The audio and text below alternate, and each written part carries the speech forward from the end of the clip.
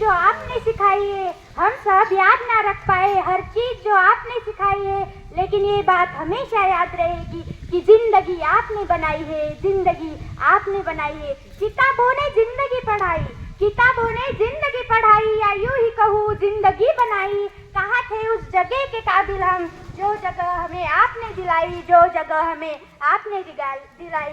Thank you accept के लिए, बिना मांगे दे लेक्चर्स के लिए, अच्छे व्यवहार और सलीके के लिए, जीवन जीने के तरीके के लिए। हमें आगे बढ़ना है, कतई नहीं डरना है, एग्जाम क्लास का हो या जिंदगी का, हमें हमेशा पास करना है। आप टीचर्स नहीं फ्रेंड बने, हर मुसीबतों का एंड बने।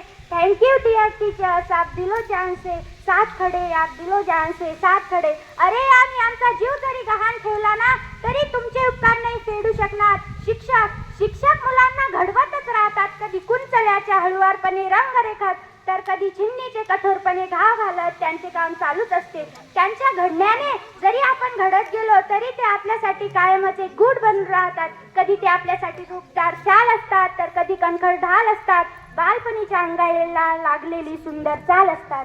आपले जगणे आपली ओळख उपरे अर्धे जोडू नको, आपले जगणे आपली ओळख उपरे अर्धे जोडू नको। दिवा होऊन उजळ जगाला चाकू होऊन कापू नको, दिवा होऊन उजळ जगाला चाकू होऊन कापू नको। याचप्रमाणे शिक्षक मार्गदर्शन करतात। तर आज 5 सप्टेंबर शिक्षक दिन, आज डॉक्टर सर्वपल्ली राधाकृष्णन यांचा जन्मदिन म्हणून शिक्षक दिन हा ओळखला जातो। हे भारताचे राष्ट्रपती तर आदर्श शिक्षक आहे, जसे की आपले शिक्षक वर्ग आहेत। यांनी रूसमध्ये भारताच्या राजदूताची भूमिका उत्तम प्रकारे पार पाडली। तेव्हा रूसमध्ये स्टॅलिनचा शासन होता। त्यांनी एकदा सांगितले आपल्या भाषणात की शिक्षकांचे महत्त्व किती नासिक व किती खडतर असते। शिक्षक हे एक असं उपकरण आहे की ज्यांच्या हाताखालून भले भगले युग पुरुष, भले भले महापुरुष घडले। अरे त्या माझ्या आंबेडकराला शिकवायचा सुद्धा एक शिक्षकच होता, माझ्या त्या वाघिणीच्या छाव्याला शिकवायचा सुद्धा एक शिक्षकच होता, कल्पना चावलांना, महात्मा फुलेंना शिकवायचा सुद्धा एक शिक्षकच होता, आणि त्या आपल्या गावातल्या म्हणजे देवानंद दादाला शिकवायचा सुद्धा एक शिक्षकच होता, एक शिक्षकच होता। कि जिंदगी गिरवी रख कर भी, जिंदगी गिरवी रख कर भी ना चुका पाएंगे हम इसका कर्जा। माँ ही नहीं भगवान के बराबर गुरु का भी है उनसे महान दर्जा, गुरु का भी है उनसे महान दर्जा। एक प्रसंग असा एक मुलगा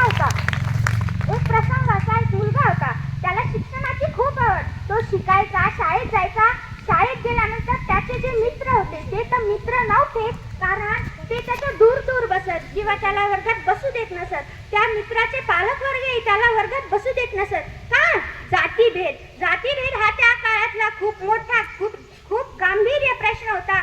पण मात्र त्या शिक्षकांनी त्याची साथ सोडली नाही। ते शिक्षक त्याला घडवतच राहिले। पुढे चालून त्या शिक्षकाच्या कारणे तो मुलगा इतका यशस्वी झाला की पुढे त्याने भारताची राज्यघटना लिहिली, भारताचे संविधान लिहिले, आणि त्या मुलाचं नाव म्हणजे डॉक्टर बाबासाहेब आंबेडकर।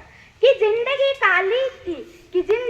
काली थी ना रंगों का ठहराव था, जिंदगी तो तब उजागर बनी जब उसमें गुरु नाम का एक भाव था। शिक्षक हा एक रक्षक असतो। हो, शिक्षक हा एक रक्षक असतो, आपल्या समृद्ध आणि मौल्यवान संस्कृतीचा रक्षक, असंख्यतेच्या उज्ज्वल आणि तेजस्वी भविष्याचा रक्षक, सामाजिकता रुजवून अराजकतेपासून समाजाचा रक्षक, माणसाला माणूसपण घडवून माणसाचा रक्षक। शिक्षक एक रक्षकच असतो। गुरुर ब्रह्मा गुरुर विष्णू गुरुर्देव महेश्वरा, गुरुर साक्षात परब्रह्म, तस्मै श्री गुरुवे नमः। असे म्हणून शास्त्राने देखील गुरुला परमेश्वरापेक्षाही महान मानले आहे। हे शाश्वत सत्य आहे। इंटरनेट जगातील 2G ची जागा 4G ने घेतली, 4G ची जागा 5G ने घेतली, 5G ची जागा कदाचित 10G घेईल, पण माझ्या गुरुजीची जागा कोणी घेऊ शकणार नाही।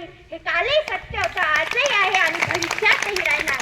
एक इंजिनियर एक मशीन घडवू शकतो, एक डॉक्टर एका रोगाला निरोगी करू शकतो, एक गवंडी एक इमारत बांधू शकतो, पण जे माणूस घडवायचं जे काम असते ना ते फक्त एक शिक्षकच करू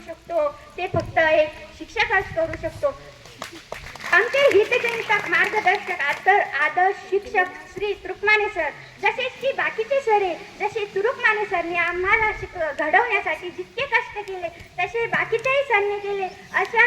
अशा शिक्षकांना खरंच मी मनापासून धन्यवाद करते. आणि शिक्षणाचं एक डबल उदाहरण म्हणजे अनुताई वाघ. अनुताई वाघ यांनी आदिवासींमध्ये उत्तम प्रकारे काम केलं. अनुताई ह्या डहाणूजवळील कोसबारच्या रहिवासी. तर त्यांचं केवळ 13व्याच वर्षी लग्न झालं. अरे विवाह असतो तरी काय हे कळण्यापूर्वीच म्हणजे लग्नाच्या केवळ 6च महिन्यानंतर त्यांच्या कपाळावरचं कुंकू नियतीनं कायमच पुसून टाकलं. तेव्हा त्या मोठ्या जिद्दीने उभ्या राहिल्या. तेव्हा त्यांच्या रहवासात ताराबाई मोडक आल्या. ताराबाई ह्या संस्थेच्या संचालक होत्या. नंतर अनुताईंनी बाल ग्राम शिक्षा केंद्रात कार्यकर्ता म्हणून सुरुवात केली आणि ताराबाईच्या निधनानंतर त्या तिथल्या संचालक झाल्या. ताराबाईच्या वृक्षाचं त्यांनी वटवृक्षात रूपांतर केलं. भाकरीच्या शोधात आयुष्य गमावणाऱ्या आणि दारिद्र्यात अशा कपाळ घेऊन फिरणाऱ्या असंख्य आदिवासींना त्यांनी आपल्या कर्तृत्वाच्या पंखाखाली आश्रय दिला. माईची ऊब दिली. तेव्हा असंख्य मनामध्ये ज्ञानाची ज्योत पेटली.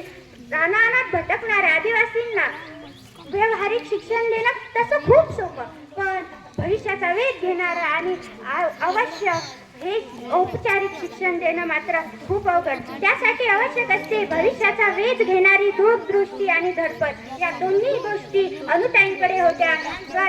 म्हणून त्यांना नवनवे प्रयोग करताना कसली अडचण भासली नाही. त्यांचा अभ्यासक्रम त्यांना भाषांतरित करावा लागला नाही. अरे त्यांच्या या अजोड कामाला कुणाच्या शिफारस पत्राची गरज